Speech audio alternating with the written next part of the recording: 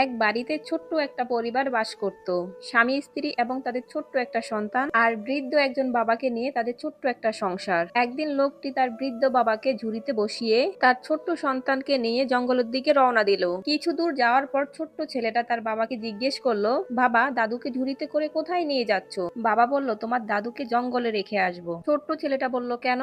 বাবা বলল, তোমার দাদু বুড়ো হয়ে গেছে, এখন আমাদের কোনো কাজে লাগে না, এখন খায় আর ঘুমায়। ছেলেটা কিছুক্ষণ চুপ করে থেকে বলল, ঠিক আছে বাবা, দাদুকে রেখে কিন্তু আসার সময় ঝুড়িটা আমরা নিয়ে আসবো। বাবা অবাক হয়ে বলল, কেন? ছেলেটি বলল, তুমি যখন বুড়ো হবা, কাজ করতে পারবা না, তখন খালি খালি টাকা খরচ করে নতুন ঝুড়ি কিনতে কেন যাব? তখন না হয় এই ঝুড়িতে করে তোমাকে জঙ্গলে রেখে আসবো। ছেলের এই কথা শুনে বাবা চমকে উঠলেন। তখন সে ভাবতে লাগলো, সেই ছোটবেলায় তো তার বাবা মা লালন পালন করে কষ্ট করে বড় করেছে। লোকটি তখন তার নিজের ভুল বুঝতে পারলো। প্রিয় ভাই ও বোনেরা, কখনো বাবা মার সাথে এরকম কাজ করবেন না।